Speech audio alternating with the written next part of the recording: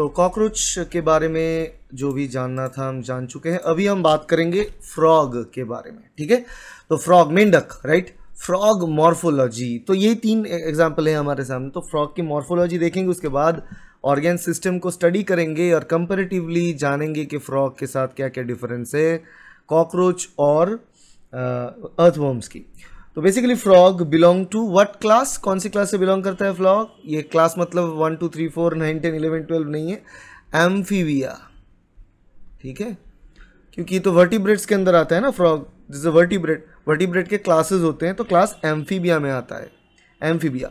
और फाइलम कौन सा है? फाइलम कॉर्डाटा और क्लास एम्फीबिया, ठीक है। अभी सबसे कॉमन जो स्पीसीज होता है फ्रॉग का, उसका क्या नाम होता है? राना टाइग्रीना, यही नाम होता है, राना टाइग्रीना। इंडियन नेम की तरह होता है ना, राना एक नाम ही होता है इसे। तो अभी बात है कि यहाँ पर फ्रॉग का कुछ मतलब एम्फीबियंस का कुछ क्लासिकल फीचर्स होते हैं। यहाँ पर पर्टिकुलरली फ्रॉग का कुछ फीचर्स है, जैसे कि ये फ्रॉग्स, इनका बॉडी के टेम्परेचर, ये temperature they are not warm blooded, जैसे कि हम वार्म ब्लडेड होते हैं। वार्म ब्लडेड मतलब बर्ड्स हो गया, मैमल्स हो गए, ये सारे वार्म ब्लडेड होते हैं। ये amphibian they are not warm blooded, okay. तो इनका जो बॉडी टेम्परेचर होता है ये वैरी करता रहता है बाहर के टेम्परेचर के साथ साथ, तो इसको हम कोल्ड ब्लडेड एनिमल बोलते हैं, कोल्ड ब्लडेड, ठीक है, कोल्ड ब्लडेड। अब अलग अलग example of cold blooded animal होता है, जैसे कि स्नेक, सांप हो गया, सांप भी कोल्ड ब्लडेड होता है। तो जिनके बॉडी के टेम्परेचर मेंटेन नहीं होता फिक्स, एनवायरमेंटल टेम्परेचर के साथ बॉडी के टेम्परेचर फ्लक्चुएट करता है, उसको हम कोल्ड ब्लडेड बोलते हैं। उसका और एक साइंटिफिक टर्म है पॉइकिलोथर्म्स, इसको हम कहते हैं पॉइकिलोथर्म्स। ये और एक, ये साइंटिफिकली पॉइकिलोथर्म्स कहा जाता है, ठीक है। और कुछ फीचर्स होता है हर एक फ्रॉग में, नहीं मगर कुछ कुछ फ्रॉग में, जो एबिलिटी टू चेंज कलर, मतलब अपने बॉडी के जो कलर है इसको मॉडिफाई कर सकते हैं, जिसको कैमोफ्लॉज बोलते हैं, कैमोफ्लॉज, ठीक है। सो अपनी एनिमी से प्रिवेंट रहना, प्रोटेक्टेड रहना, खुद को ये कर सकता है, ये कैमोफ्लॉज।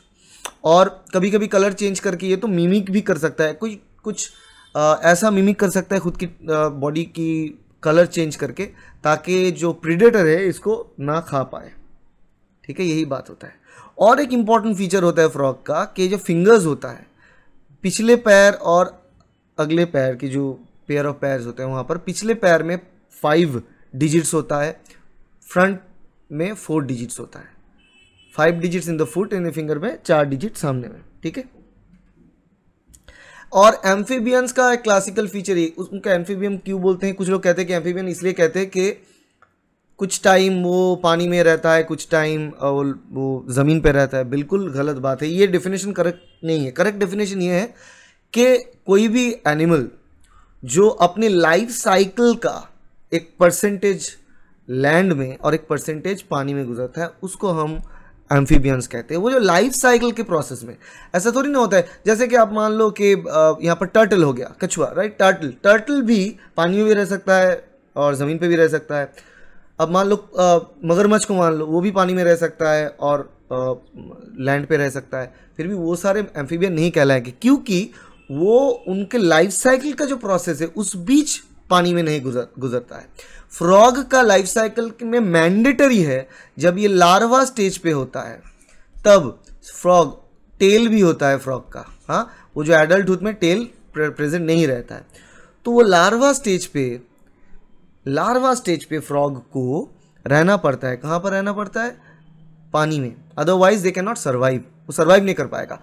और लाइफ साइकिल के बाकी के जो पोर्शन है वो ज़मीन पे गुजारते हैं, ठीक है, यही बात होता है। चलो, अब ये एक बात है कि ये कोल्ड ब्लडेड जो एनिमल्स होते हैं, जैसे कि ये देख लिया हमने, जैसे कि फ्रॉग, अब इनका एक प्रॉब्लम होता है बॉडी की टेम्परेचर होल्ड करना, क्योंकि ये ऑलरेडी कोल्ड ब्लडेड है। अगर बाहर का टेम्परेचर बहुत ज़्यादा गिर जाए तो ये शरीर के टेम्परेचर मेंटेन नहीं कर पाता है। तो इसलिए कोल्ड क्लाइमेट जब होता है ना, विंटर सीजन होता है, तब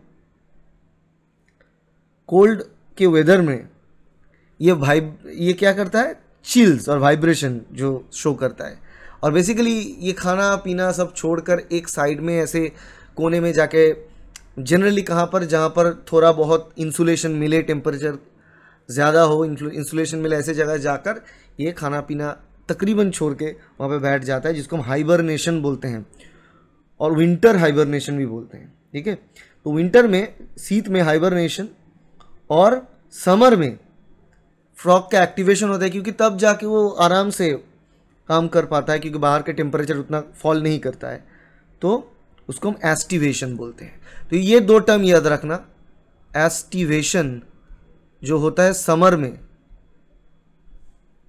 और एक टर्म है यहाँ पर हाइबरनेशन, ये होता है विंटर में। ठीक है, ये बात है। अब मॉर्फोलॉजी की और एक बात अगर कहें तो फ्रॉग जैसे कॉकरोच होता है वैसे ही सेक्सुअली डाइमॉर्फिक। डाइमॉर्फिक इसका मतलब ये होता है कि मेल फ्रॉग और फीमेल फ्रॉग अलग होता है, अलग पाए जाते हैं और उनका रिप्रोडक्टिव सिस्टम अलग है। मेल फ्रॉग के अंदर male reproductive system, female frog के अंदर फीमेल रिप्रोडक्टिव सिस्टम होता है। ठीक है, और कैसे पता चलेगा? बेसिकली मेल फ्रॉग के अंदर साउंड प्रोड्यूसिंग वोकल सैक मौजूद होता है। जैसे वो ये जो वोकल एरिया है इसको ऐसे फुलाकर, राइट, उससे आवाज प्रोड्यूस कर पाते हैं। और मेल फ्रॉग में कोपुलेटरी पैड भी होता है। ओके, और first digit for the fore limbs are absent in female frog. ये चीज याद रखना। मेल फ्रॉग और फीमेल फ्रॉग का जो डिफरेंस है, फीमेल फ्रॉग में जो फोर लिम्ब होता है, जो मैंने पहले बात किया, फोर लिम्ब की फर्स्ट डिजिट मिसिंग होता है, ये प्रेजेंट नहीं होता है फीमेल फ्रॉग में। और मेल फ्रॉग में क्या होता है? वोकल सैक होता है, वोकल सैक, जिससे वो आवाज़ प्रोड्यूस कर पाता है। ठीक है, जो मीटिंग से पहले करता है वो। और कॉपुलेटरी पैड होता है,